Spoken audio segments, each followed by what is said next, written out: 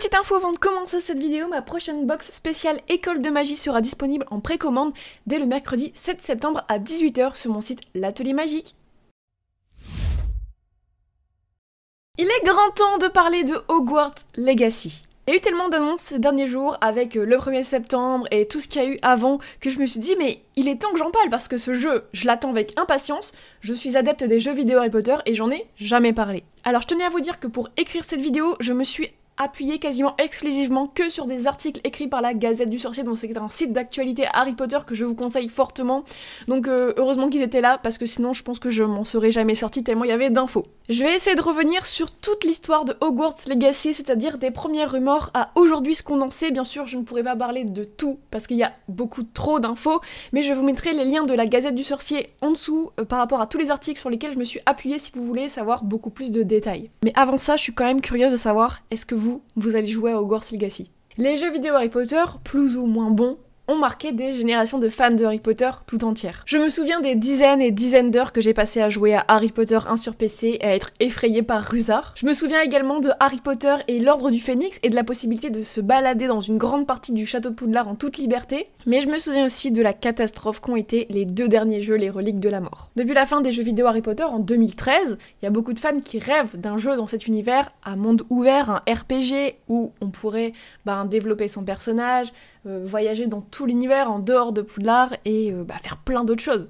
Faut dire qu'on n'a jamais été vraiment très gâtés avec les jeux vidéo Harry Potter, même si personnellement les premiers pour moi c'est toute mon enfance. Donc nous sommes en avril 2017 lorsque les premières rumeurs concernant un prétendu jeu RPG Harry Potter apparaissent. Warner Bros publie une offre d'emploi au sujet de la création d'un jeu vidéo. Alors elle laisse pas fuiter le nom de la licence bien entendu, mais il y a plein d'indices qui ramènent au monde de Harry Potter. Plus d'un an après, en octobre 2018, une première image fuite ressemblant trait pour trait à la grande salle dans les films Harry Potter. Donc il y a d'autres images qui fuitent également, on y voit clairement le blason de Poudlard et une créature ressemblant à un Grabcorn, c'est une créature qu'on voit dans les Animaux Fantastiques. Rien n'est encore confirmé ou officiel à ce stade, mais la communauté s'enflamme sur internet et les fans de Harry Potter commencent enfin à espérer l'arrivée du jeu de leurs rêves. Il y a des informations sur l'histoire qui fuitent même déjà à ce moment-là. L'histoire se déroulerait dans les années 1800, on pourrait se balader à monde ouvert dans ce jeu, on pourrait combattre des méchants genre des gobelins, on pourrait choisir sa maison, c'est quand même déjà pas mal. Et puis, pendant presque 2 ans, plus aucune nouvelle de ce prétendu jeu en développement. Mais en mai 2020, Avalanche Software, donc c'est le studio qui s'occupe du jeu, va publier cette photo.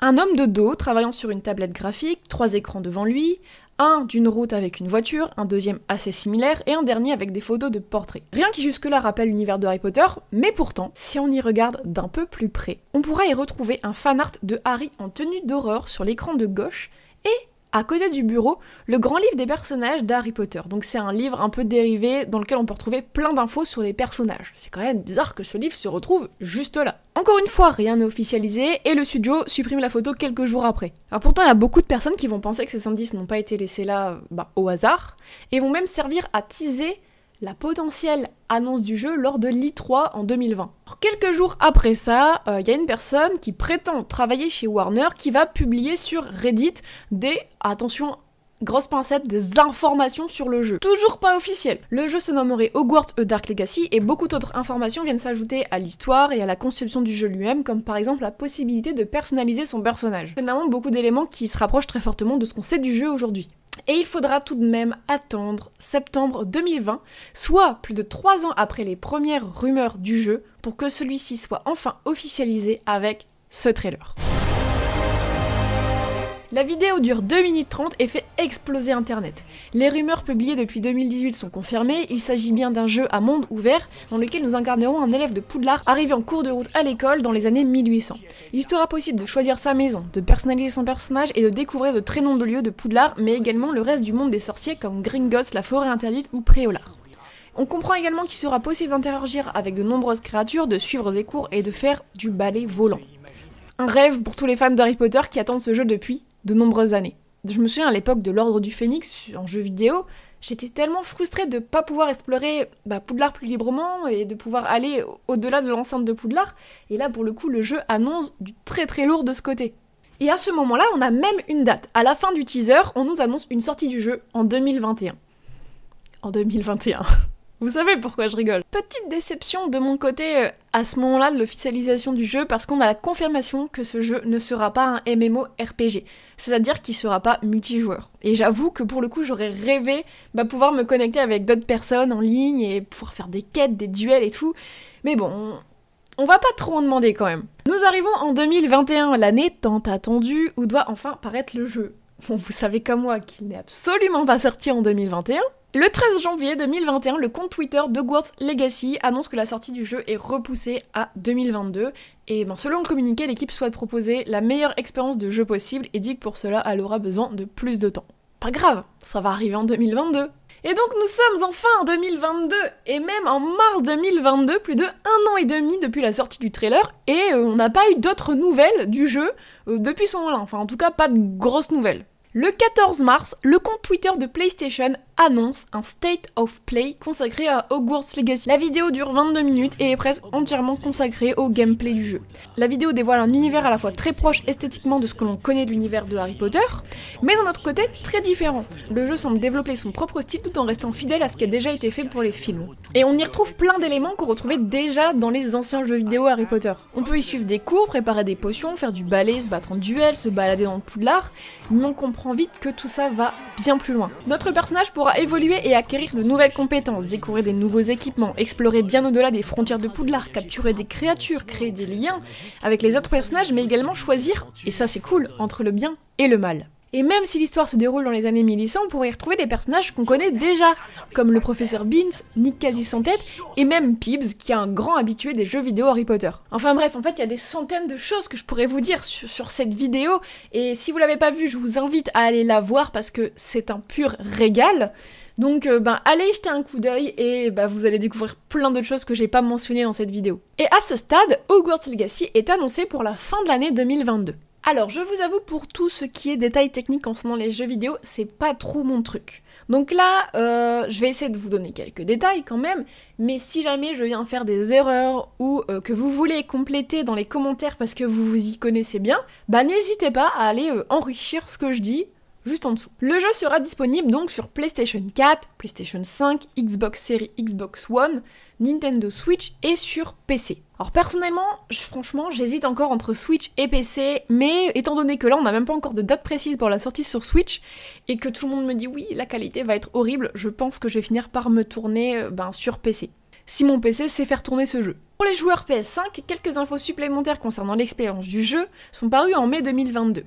La manette DualSense de la console permettra une expérience de jeu encore plus immersive, en passant par la couleur qui changera en fonction de la maison, aux vibrations pendant les combats de baguettes, mais aussi à la résistance des touches en fonction du sort. Et avec le casque, le Tempest 3D Audiotech proposera une immersion dans un univers sonore 3D. Donc écoutez, je n'ai jamais testé ce genre de casque, mais ça a l'air plutôt pas mal. Avec ces annonces sont aussi dévoilés les blasons des maisons qui sont un peu différents de ceux qu'on connaît, mais moi personnellement, j'aime beaucoup, et ils ont un petit style broderie qui est grave cool. Et en plus, pour une fois, le blaireau, chez les Poufsouffles, il a l'air un peu agressif, et ça me plaît. Et nous arrivons en août 2022, c'est-à-dire il y a à peine un mois, à l'heure où sort cette vidéo. À ce moment-là, les fans font des théories sur la date précise de la sortie du jeu qui tomberait début décembre, et même plus précisément le 6 décembre, donc parfait juste avant Noël. Mais finalement, la date officielle tant attendue de sortie du jeu est dévoilée, et il sortira donc le 10 février 2023. Il faudra donc être encore un peu patient. Alors cette sortie, encore repoussée, se justifie par le désir des studios de parfaire le jeu en fait. C'est sûr que j'ai très hâte de jouer, mais je préfère attendre 2 mois de plus et que le jeu soit le mieux possible en fait. Et les dates de précommande ont été ouvertes depuis le 25 août. Alors avec toutes ces infos, il y a beaucoup de choses et de contenus supplémentaires qui ont été annoncés. Alors tout d'abord, il sera possible de se procurer 2 livres sur le jeu qui ont l'air vraiment cool. Le premier, il est présenté comme un guide pour aider les joueurs, et le deuxième, ça sera un livre sur les coulisses de la conception du jeu. Les joueurs qui passeront une commande recevront une monture hippogriffe en bonus. Il sera aussi possible de précommander le jeu en édition Deluxe qui permettra un accès anticipé 72 heures avant la sortie officielle. Il contiendra également un pack Dark Art avec une monture sombrale, un ensemble de cosmétiques de mage noir, l'accès à l'arène de combat de mage noir, un calot de mage noir pour la version digitale. Et cette édition, elle sera disponible entre 70 et 85 € selon la console, la plateforme, tout ça. Enfin, il y a une édition collector qui sera aussi disponible et qui contiendra cette fois le jeu en boîtier métallique, un manteau de Kelpie à télécharger, ainsi qu'une baguette magique flottante avec base de livre. Et cette édition sera disponible entre 290 et 300 €. Et les dernières nouvelles que nous avons à propos du jeu datent de ce 1er septembre, c'est-à-dire d'il y a quelques jours. Alors celles-ci sont axées sur les salles communes, la possibilité de relier son compte Wizarding World au jeu, et enfin la présence d'un décor du parc d'Orlando dans le jeu. Concernant les salles communes, 4 vidéos sont sorties, une pour chaque maison qui nous montre de façon assez détaillée le décor de chaque salle. Et comme je le disais plus haut, on retrouve l'esthétique du film, mais d'une façon revisitée et réappropriée par le jeu.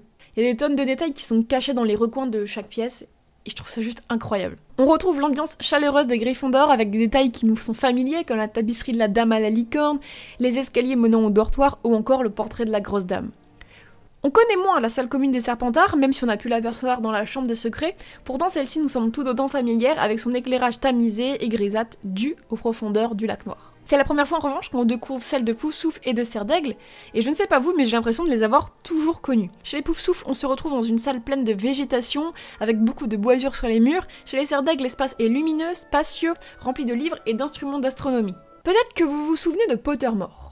C'est le site sur lequel on pouvait s'inscrire, passer un test, et on était répartis dans une maison. On pouvait également passer un test pour savoir quelle baguette nous correspondait, et également quel était notre patronus. Alors Pottermore n'existe malheureusement plus, mais pour faire simple, on peut dire que tout son contenu a été entre guillemets transféré sur le site du Wizarding World. Alors pourquoi je vous parle de ça ? Le jeu Hogwarts Legacy ne contiendra pas vraiment de test des maisons, c'est-à-dire qu'au moment où vous allez créer votre personnage, vous allez pouvoir choisir délibérément sa maison et non pas passer le test. Mais par contre, il sera possible de relier son compte Wizarding World, dans lequel vous avez été réparti dans une maison, au jeu Hogwarts Legacy. Et apparemment, votre maison sera importée dans le jeu, et peut-être votre baguette et votre patronus. Alors ça, je trouve ça juste génial. Bon, en vrai, les maisons, moi, ça me change pas grand-chose, parce que je pense que dans tous les cas, j'aurais choisi Poufsouffle sur le jeu. Mais le fait qu'on puisse peut-être importer sa baguette et son patronus, je trouve ça juste génial. Parce que, je sais pas, moi personnellement, le test Pottermore, je l'ai fait il y a des années, et ça fait des années que j'ai cette même baguette et que j'ai ce même patronus.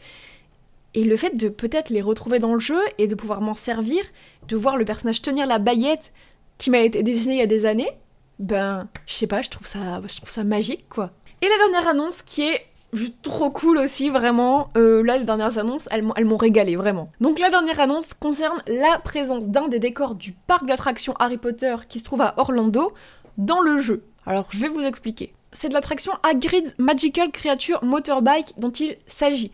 C'est une attraction, alors je me suis jamais trop renseignée sur les attractions à Orlando parce que je n'y suis pas encore allée, j'y vais dans un peu plus d'1 mois, mais j'ai jamais voulu me spoil.